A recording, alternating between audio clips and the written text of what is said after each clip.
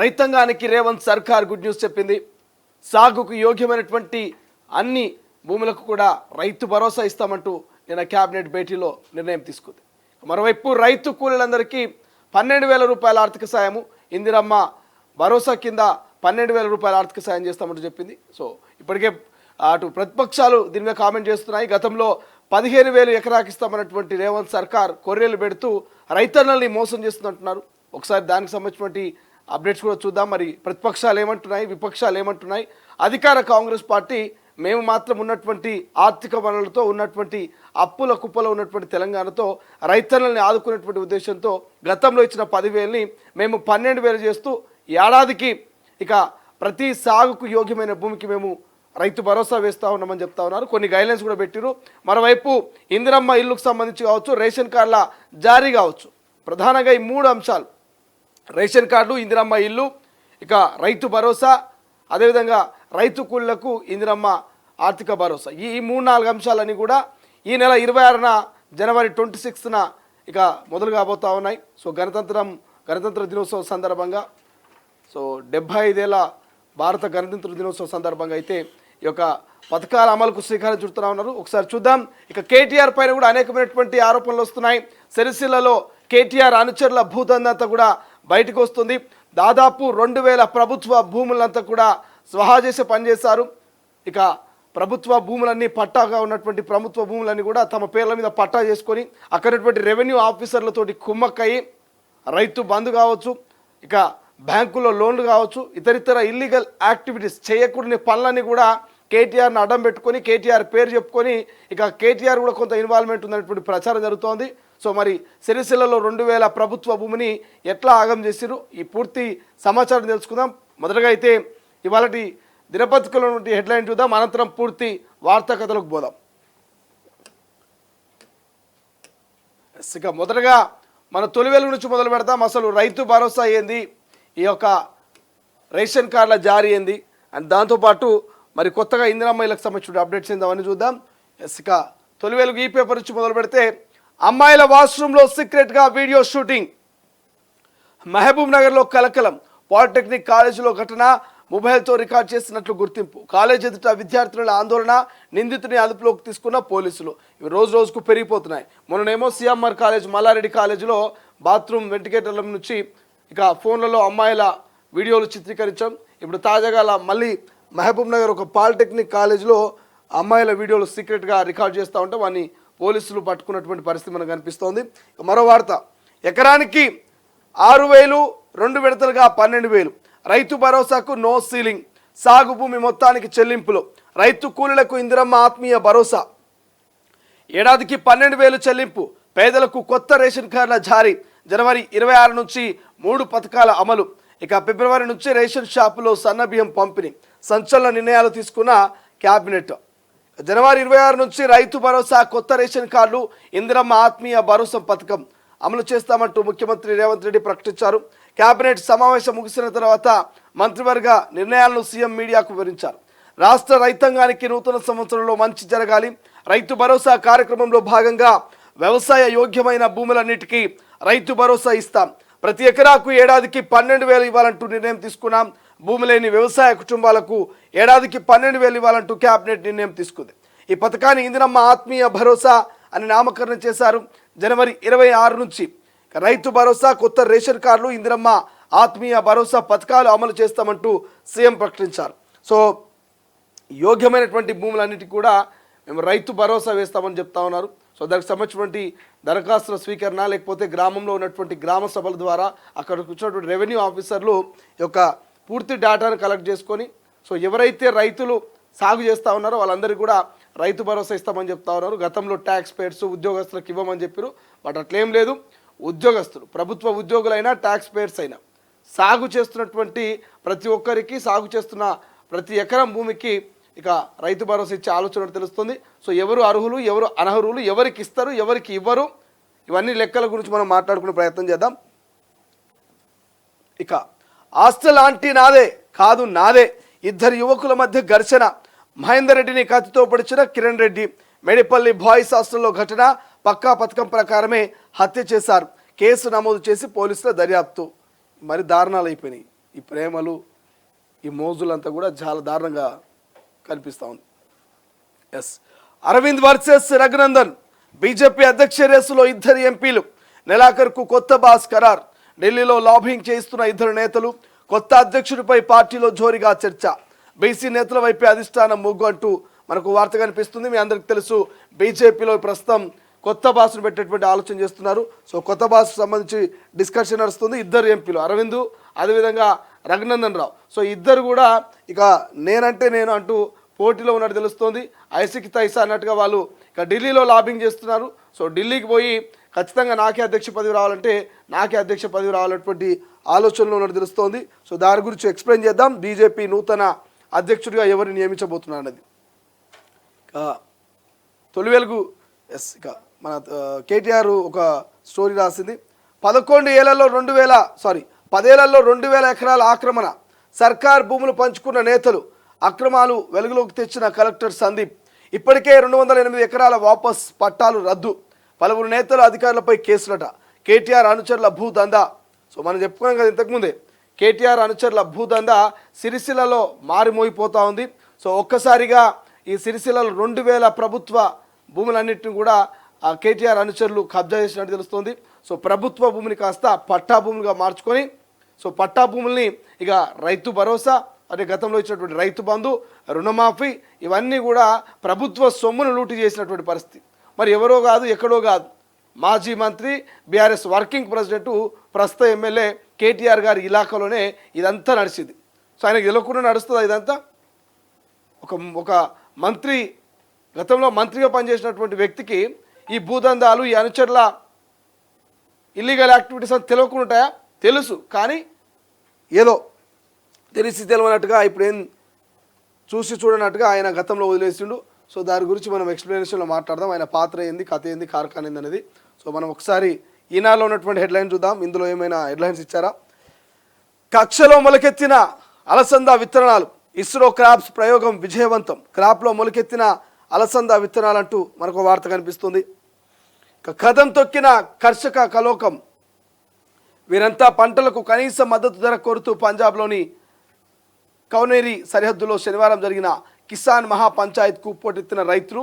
ఈ సందర్భంగా రైతు నాయకుడు దల్లేవాల్ కర్షకులను ఉద్దేశించి ప్రసంగించారు. ఇది కేవలం పంజాబ్ చేస్తున్న పోరాటం కాదని, దేశం యావత్తు కదిలి రావాలంటూ ఆయన మాట్లాడుతున్నటువంటి మాట జనం సందోహం కనిపిస్తోంది మనకు.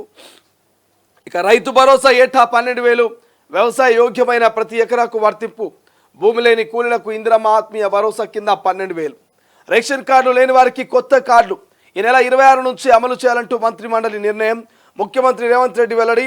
పంచాయతీరాజ్ శాఖలో 588 కారుణ్య నియామకాలకు ఆమోదం. ఇక సచివాలయంలో విలేకరుల సమావేశంలో మంత్రి మండలి నిర్ణయాలను వెల్లడిస్తున్న ముఖ్యమంత్రి రేవంత్ రెడ్డి. చిత్రంలో ఉప ముఖ్యమంత్రి బట్టి విక్రమార్క, మంత్రులు కోమటిరెడ్డి వెంకటరెడ్డి, పొన్నం ప్రభాకరు, దామోదర్ రాజనరసింహ, తుమ్మల నాగేశ్వరరావు, ఉత్తమ్ కుమార్ రెడ్డి, పొంగులేటి శ్రీనివాసరెడ్డి, కొండా సురేఖ, సీతక్క. సో మంత్రివర్గ భేటీలో డిస్కషన్ చేసి మనం మాట్లాడుకున్నాం. సో 26న అనేకమైనటువంటి పథకాల అమలుకు శ్రీకారం చుట్టబోతా ఉన్నారు. తెల్లన్నంతో బేరీ బియ్యం ఎక్కువ సార్లు పాలిష్ చేయిస్తే అనారోగ్య సమస్యలు. థయామిన్ లోపంతో ప్రమాదంలో ఆరోగ్యము. గర్భిణీలు, చిన్నారులు గుండె వైఫల్యం జబ్బుకు ఆస్కారము. ఇక ముడి బియ్యం వాడకం పెంచాలంటూ వైద్యుల సూచన అంటూ వార్త కనిపిస్తుంది. ఇక మాతృభాషతోనే మేధో వికాసం.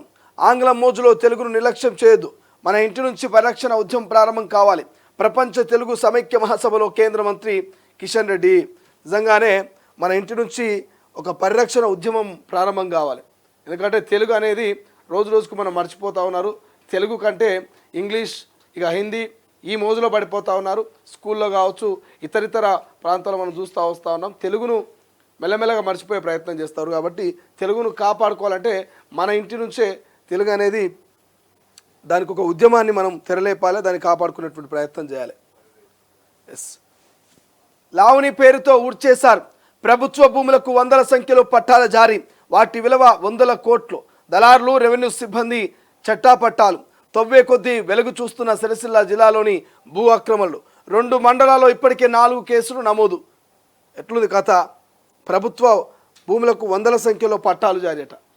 సో వందల సంఖ్యలో ప్రభుత్వ భూములకు పట్టాలు జారీ అంటే ఇక్కడ ఒక్కరి తప్పు లేదు, అధికారంలో ఉన్నటువంటి ఎవరైతే ప్రజాప్రతినిధులు ఉన్నారో వాళ్ళ తప్పున్నది, అక్కడ అధికారుల తప్పున్నది. సో ఇద్దరు దొంగలు కలిసి ఊరు మార్చుకుంటారంట కదా ఊళ్ళల్లో, సన్యాసులు రాసుకుంటే బూడిద రాలినట్టు ఈ దొంగలు కలిసి ప్రభుత్వ భూమిని కొల్లగొట్టి ప్రజా సొమ్మునంతా కూడా దుర్వినియోగం చేసే ప్రయత్నం చేశారు. ఒకటి కాదు 2,000 ఎకరాల భూమి.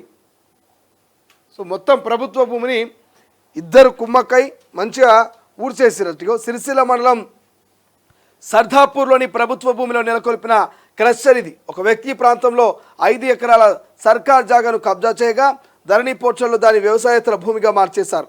నాలా అనుమతి అనంతరం ఆ స్థలాన్ని సబ్ రిజిస్టర్ రిజిస్ట్రేషన్ చేశారు. రెవెన్యూ రిజిస్ట్రేషన్ల అధికారులు ప్రభుత్వ స్థలాన్ని గుర్తించకుండానే రికార్డులోకి నమోదు చేశారు. దీనిపై కేసు నమోదైందట. ఇది ఒక్కడని కాదు, కోకొల్లలుగా ఉన్నాయట. ఆ సిరిసిల్లలకు పోతే కోకొల్లలుగా ఈ యొక్క కేసులు బయటపడుతున్నాయట. దీని మీద కేటీఆర్ ఏమో మీడియా తప్పుడు ప్రచారం చేస్తుంది, ఒక్కొక్కరిని అన్నీ కూడా రాసి పెట్టుకున్న డైరీలా మేము అధికారంకి వచ్చినాక లెక్కలు తీస్తాం, మిమ్మల్ని బొక్కలు వేస్తామంటూ ఇక కాకమ్మ కథలు పడతా ఉన్నాడు. ఆంధ్రజ్యోతిలో ఉన్నటువంటి హెడ్లైన్ చూద్దాం ఒకసారి. ఆంధ్రజ్యోతిలో ఏమవుతుందో ఒకసారి హెడ్లైన్ చూసేటువంటి ప్రయత్నం చేద్దాం. ఏమేమి హెడ్లైన్స్ ఉన్నాయో చూద్దాం. ఇక న్యాయ నిపుణులతో చర్చించాకే కేసీఆర్పై చర్యలట.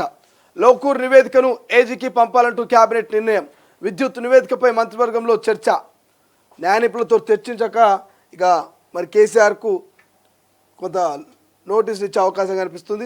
కేసీఆర్ పైన చర్యలు తీసుకునే పరిస్థితి మనకు కనిపిస్తోంది. ఒక్కసారి మనం ఆంధ్రజ్యోతిలో చూస్తే 13 కదా.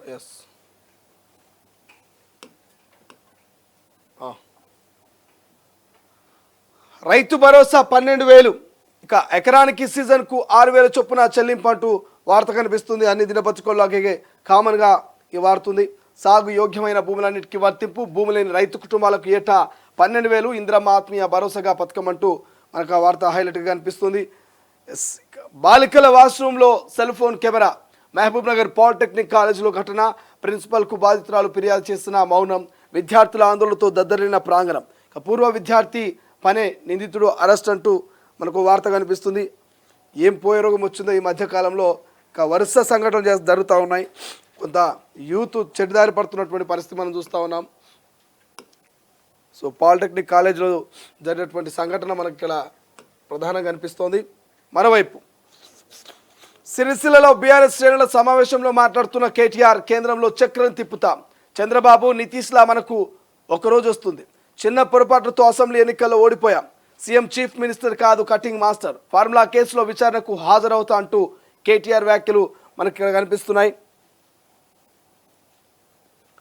చిన్న పొరపాట్లతో అసెంబ్లీ ఎన్నికల్లో ఓడిపోయారట. చిన్న పొరపాటు కాదు, చాలా పెద్ద పొరపాటు చేశారు.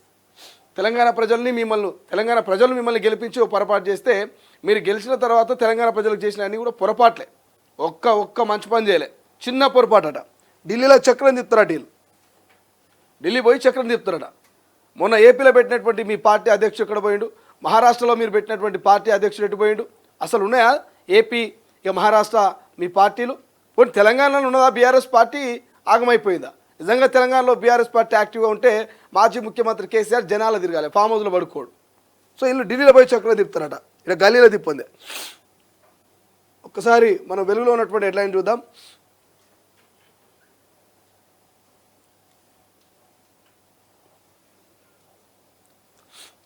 రాళ్లకు రప్పలకు బంద్, వ్యవసాయానికే భరోసా అంటూ మనకు నిన్నటి వార్త హైలైట్గా కనిపిస్తుంది. ఏటా ఎకరాకు 12,000, వ్యవసాయ కూలీలకు ఇందిరమ్మ ఆత్మీయ భరోసా కింద 12,000.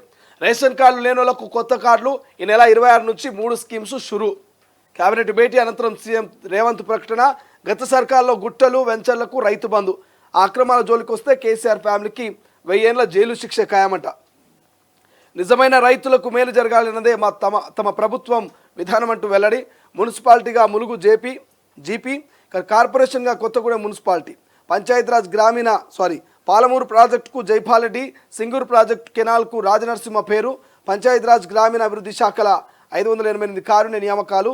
నార్లపల్లి పనులు రివైజ్డ్ ఎస్టిమేట్స్కు ఆమోదము. పోతిరెడ్డిపల్లి వద్ద రబ్బర్ డ్యామ్ నిర్మాణమట. రాష్ట్రంపై పోలవరం ఎఫెక్ట్ ఎంత? ఐఐటి హైదరాబాద్తో స్టడీ చేయించాలి. నెల రోజుల్లో రిపోర్ట్స్ వచ్చేలా చూడాలి. సీఎం రేవంత్.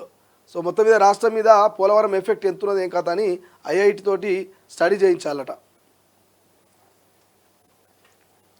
ఇంకేం కనిపిస్తూ ఉన్నాయి మనకు?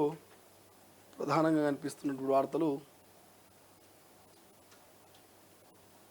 మాకు టైం వచ్చినప్పుడు ఒక్కొక్కరి సంగతి చూస్తాం, మీడియాకు కేటీఆర్ బెదిరింపులు, సిరిసిల్లాలో భూ స్కాములు అంటూ తప్పుడు వార్తలు రాస్తున్నారు, అసెంబ్లీలో ఎవరెవరు ఏం మాట్లాడుతున్నారో రాసి పెట్టుకుంటున్నా, అధికారంలోకి వచ్చినాక అందరికీ మితితో చెల్లిస్తా, నన్ను జైలుకి పంపాలని రేవంత్ చూస్తున్నాడు, కేంద్రంలో కేసీఆర్ చక్రం తిప్పే రోజు ముందుంది, ఈ మధ్య సోషల్ మీడియాలో నిజాలు వస్తున్నాయంటూ వ్యాఖ్య. అయిపోయింది కేటీఆర్ పని, గాలే కలిసిపోయింది, అయిపోయింది కేటీఆర్ పని. ఇన్ని రోజులు పాపం కేటీఆర్ ఏదో బలమైన నాయకుడు అనుకురు కానీ అయిపోయింది ఆయన కథ కూడా. నాంపల్లి కోర్టుకు అల్లు అర్జున్ బెయిల్ సంబంధించి బాండ్ అండ్ షూరిటీ పత్రాలు అందజేత. సినీ హీరో అల్లు అర్జున్ శనివారం నాంపల్లి కోర్టుకు హాజరయ్యారు.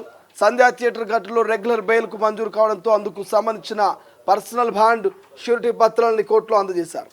సో మొత్తం మీద పుష్పరాజు హెయిర్ కట్ చేసుకొని కొంత అల్లు అర్జున్ నాంపల్లి కోర్టుకు పోయిండు. నిన్నటి వార్త మనకు కనిపిస్తూ ఉంది, కోర్టులో హాజరైనటువంటి వార్త.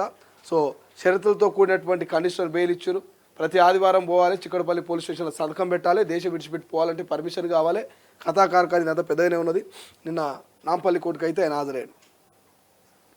ఎకరాకు 12,000 దిశలో కనిపిస్తుంది బ్యానర్ ఐటము. ఎకరాకు 12,000 వ్యవసాయ యోగ్యమైన భూములన్నింటికీ రైతు భరోసానట.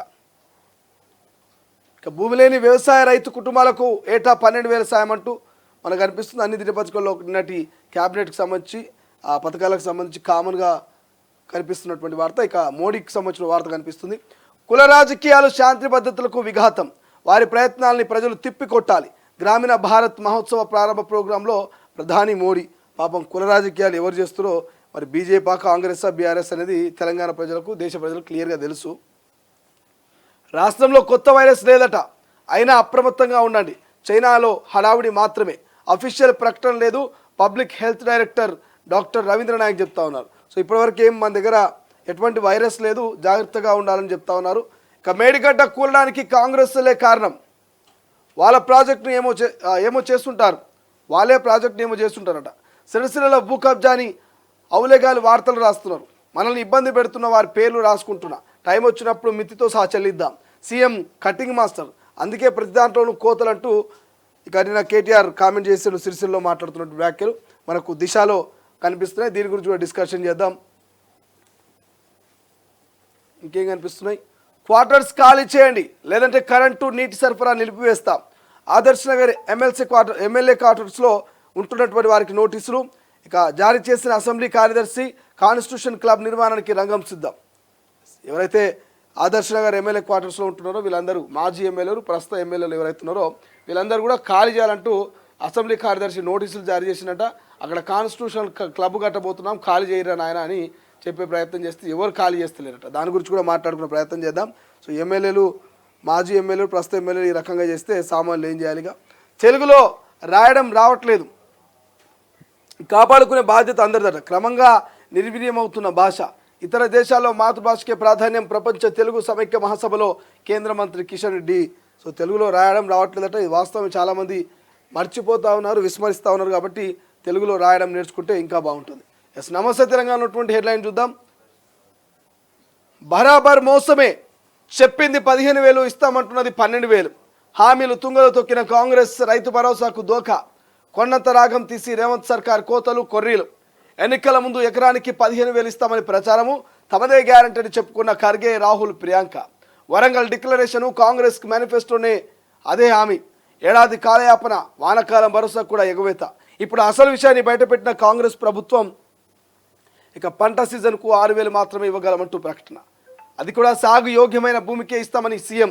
సాగు యోగ్యమైతే ఏమిటో స్పష్టతనివ్వని సర్కార్.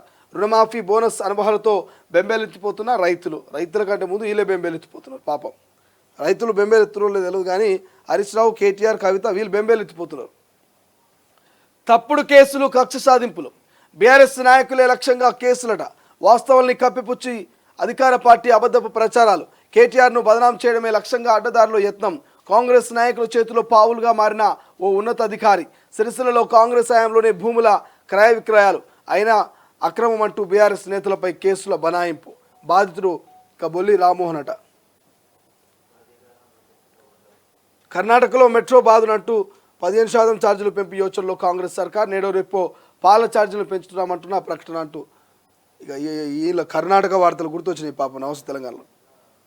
ఈ తెలంగాణలో వార్తలే లేనట్టు, తెలంగాణలో ఏం జరుగుతలేనట్టు కర్ణాటక దాకా పోయారు. కర్ణాటక దాకా పోయి కర్ణాటక వార్తలు తీసుకొచ్చి నమస్తే తెలంగాణలో వేసారు. కర్ణాటకలో కాంగ్రెస్ ఉన్నందుకు ఆ వార్త తీసుకొచ్చి వేసారు అంతే, అంతకుమించి చేయలేదు. కర్ణాటక మీద ప్రేమనో లేకపోతే ఏపీ మీద ప్రేమనో లేకపోతే మహారాష్ట్ర మీద ప్రేమనో ఇలాకేం లేదు. కర్ణాటకలో కాంగ్రెస్ గెలిచింది కాబట్టి ఆ కాంగ్రెస్ను బదలాం చేయాలంటే ఇక ఆ వార్తను తీసుకొచ్చి ఇక్కడ నమస్తే తెలంగాణలో వేస్తే ఇక తెలంగాణ ప్రజలు చూడండి కర్ణాటకలో కాంగ్రెస్లో చేస్తున్నది, తెలంగాణలో కూడా ఇట్లా చేస్తుందని ఇక మభ్య పెట్టడానికే ఆ వార్త తీసుకొచ్చి ఈ పేపర్లో వేసారు. సో ఇది ఓవరాల్గా మనం ఇప్పటివరకు అన్నీ కూడా దినపత్రికలో ఉన్నటువంటి ఆ హెడ్లైన్స్ చూసినాం. హెడ్లైన్స్ క్లియర్గా కనిపిస్తుంది. 3 పథకాలు 26న అమలు కాబోతా ఉన్నాయి. దానికి సంబంధించినటువంటి వార్తలు చూస్తాం. ప్రపంచంలో ఏ మూల ఏ క్షణం ఏం జరుగుతుందో వేగంగా తెలుసుకోవడానికి తొలి వెలుగు వాట్సాప్ ఛానల్ని ఫాలో చేయండి.